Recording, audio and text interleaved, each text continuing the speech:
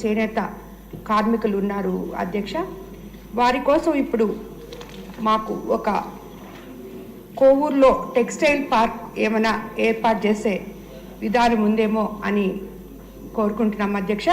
ఎందువల్లంటే ప్రతి ఒక్కరూ ఇప్పుడు అడుగుతున్నారు, లోకేష్ బాబు గారి ప్రాతినిధ్యం వహించే మంగళగిరిలో ఆయన టెక్స్టైల్ కాలేజ్ ఏర్పాటు చేశారు, పార్క్ ఏర్పాటు చేశారు. కాబట్టి మాకు కూడా కొంచెం ఆ వెలుసుబాటు ఉంటే బాగుంటుంది అని చెప్పి అందరూ కోరడం జరిగింది అధ్యక్ష.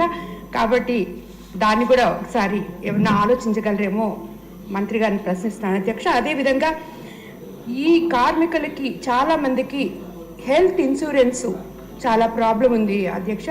ఆ హెల్త్ ఇన్సూరెన్స్ కూడా ఈ వీవర్స్ కమ్యూనిటీకి ఏమైనా హెల్ప్ చేయగలరేమో అని చెప్పి నేను మంత్రి గారిని కోరుకుంటాను అధ్యక్ష. ధన్యవాదాలు. మంచి ప్రశ్న మంత్రి గారు.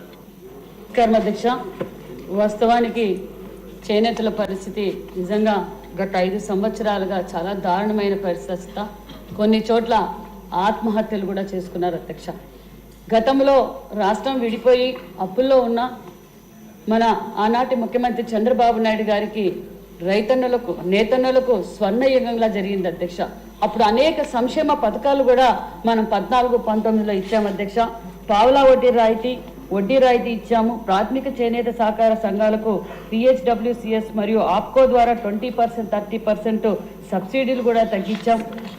అదేవిధంగా థ్రిఫ్ట్ పథకం కూడా అందజేశాం. NHDC మరియు ఆప్కో నుండి ముడి సరుకులకు, రంగులకు, రసాయనాలకు కొనడానికి కూడా 40% సబ్సిడీ కూడా గతంలో ఇచ్చాం అధ్యక్ష.